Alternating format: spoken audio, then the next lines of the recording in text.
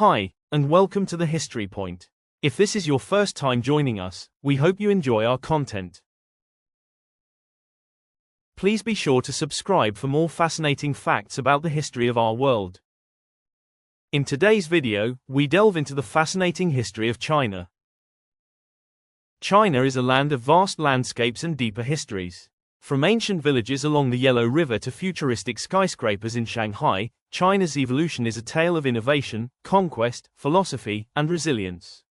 Join us as we dive into over 4,000 years of history, dynasty by dynasty, emperor by emperor, idea by idea, in this comprehensive documentary on the history of China.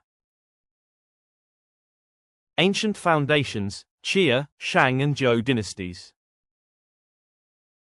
Our story begins with legend, the Xia dynasty, believed to have emerged around 2100 BCE. Though evidence is scant and debated, it's said that Xia established early agricultural societies and flood control, laying the groundwork for future states. Then came the Shang dynasty, circa 1600 to 1046 BCE, the first Chinese dynasty supported by written records. They ruled from Anyang and left behind oracle bones, bronze vessels, and early Chinese script. Society was deeply religious, with ancestor worship central to political legitimacy. The Zhou dynasty, 1046 to 256 BCE, introduced the mandate of heaven, the divine right to rule. Power decentralized over time, and the later Eastern Zhou period saw the rise of competing states in the Spring and Autumn and Warring States periods. But it was also a golden age of philosophy. Confucius, Laozi, and Sun Tzu reshaped Chinese thought. Imperial unification, Qin and Han dynasty. In 221 BCE, Qin Shi Huang declared himself the first emperor. He unified warring states under the Qin dynasty, standardized weights, measures, currency, and script, and began construction of the Great Wall. But the dynasty collapsed just 15 years later due to harsh rule and rebellion.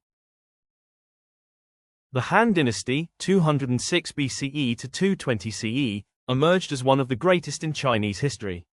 Under Emperor Wu, the Han expanded China's borders and opened the Silk Road, connecting East and West. Paper was invented, Confucianism became state doctrine, and bureaucracy was professionalized. Disunity and reunification, Three Kingdoms to Sui. After the Han fell, China fractured into the Three Kingdoms, Wei, Shu, and Wu. This era of strife and intrigue inspired countless legends, especially in the Romance of the Three Kingdoms. The Jin briefly reunified China, but nomadic invasions led to the northern and southern dynasties. It wasn't until the Sui dynasty, 581 to 618, that unity returned. Though short-lived, the Sui rebuilt infrastructure and began the Grand Canal. The Golden Ages, Tang and Song dynasties. The Tang dynasty, 618 to 907, was a cultural and economic golden age. Chang'an became a cosmopolitan capital. Poetry flourished with Li Bai and Du Fu. Buddhism thrived, and China was deeply connected to global trade. But corruption and rebellion, notably the Enlushan Rebellion, weakened the Tang. The Song dynasty, 960 to 1279, saw technological innovation, printing, gunpowder, and the compass. The economy boomed, urbanization increased, and Neo-Confucianism guided ethics and education. Yet militarily, the Song struggled. They lost the north to the Jin and later fell to the Mongols. Kublai Khan, grandson of Genghis Khan, founded the Yuan, integrating China into the Mongol Empire. Though foreign, he embraced Chinese customs. The Song dynasty was fully defeated, and for the first time, all of China was under one foreign rule. Kublai Khan kept many Chinese administrative systems but placed Mongols at the top of the social hierarchy. The Chinese civil service exam was suspended at first, weakening the traditional scholar official class. Mongols and Central Asians filled top government roles. Religious freedom was promoted. Buddhism, Islam, Christianity and Taoism all coexisted. The Ming Dynasty, Restoration and Discovery. The Ming Dynasty rebuilt Chinese greatness. The Forbidden City rose in Beijing. One of the most iconic and culturally rich periods in Chinese history. This was an era of restoration, exploration, and monumental achievements, but also of tightening control and isolation in its later years. Zhu Yuanzhang rose from poverty, joined the Red Turban Rebellion against the declining Yuan dynasty, and emerged victorious. In 1368, he declared himself Emperor Hongwu, founding the Ming dynasty. Hongwu's reign was marked by tight control, centralization of power and paranoia about conspiracies. Arguably the most important Ming ruler, Emperor Yongle, Hongwu's son, usurped the throne and greatly expanded Ming power. One of the most fascinating chapters of the Ming is the story of Zheng He, a Muslim eunuch admiral who led 7 massive naval voyages between 1405 and 1433. He had hundreds of ships, including enormous treasure ships, traveled to Southeast Asia, India, the Middle East, and East Africa. He brought gifts, established diplomatic relations, and collected tribute. After Zheng He's death, the voyages were discontinued, and China turned inward.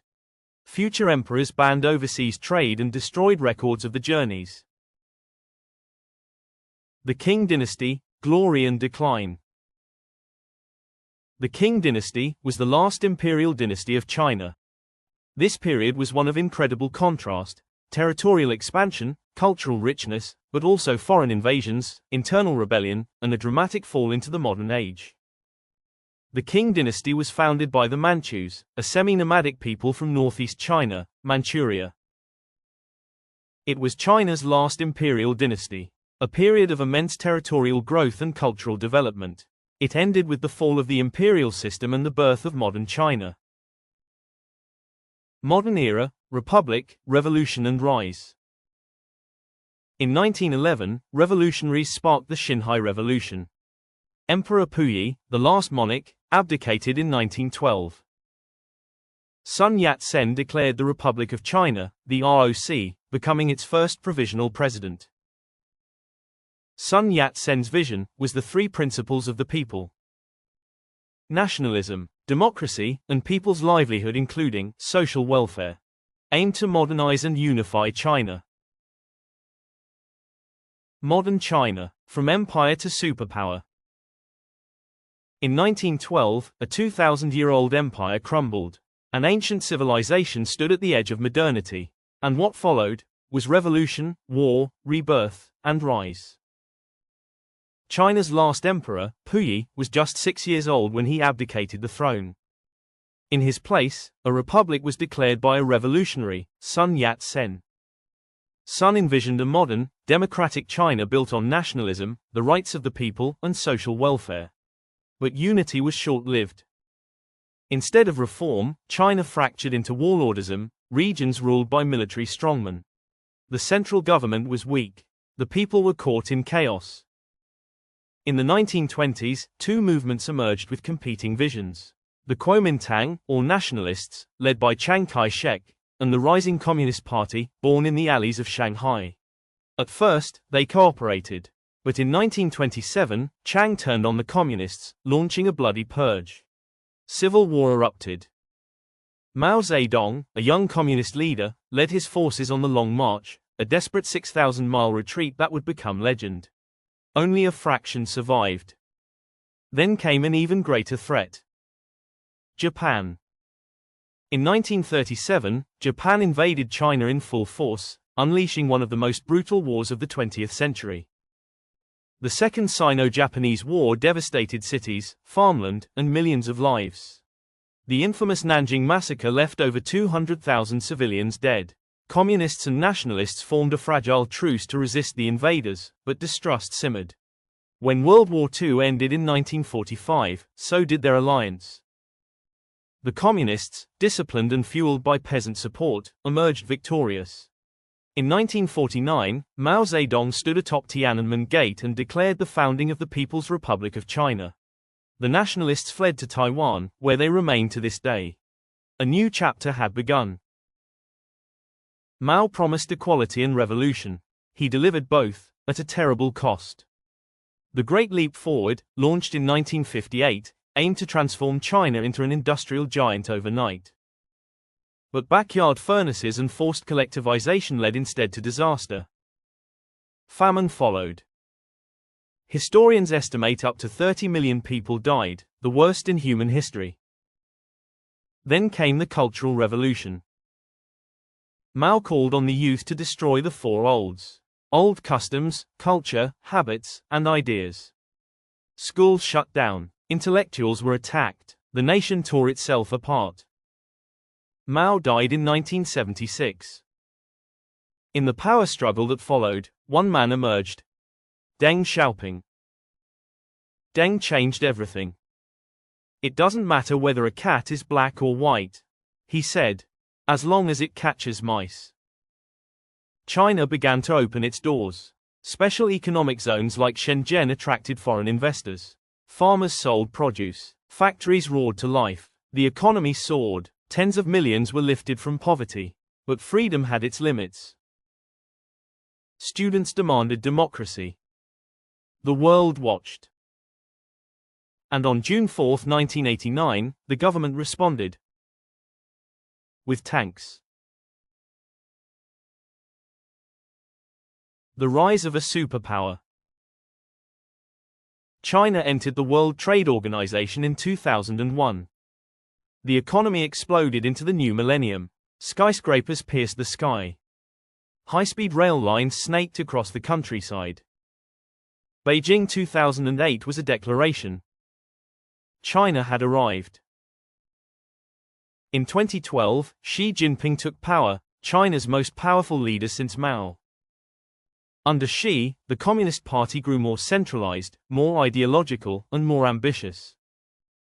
The Belt and Road Initiative aimed to build a new Silk Road. China became a leader in AI, electric cars, and 5G. But tensions grew with the United States over Taiwan, and within. Modern China is a nation of paradoxes. A communist government, managing a capitalist economy. A rising superpower, still haunted by the past. A society rooted in 5,000 years of tradition, racing toward the future. From the fall of emperors to the rise of global power, the story of modern China is far from over. And the world is watching. Please like, share, and subscribe for more deep history. Comment below, what do you think lies ahead for China? And if you would like us to delve deeper into any aspects of China's rich past, please let us know in the comment section. Thanks for watching.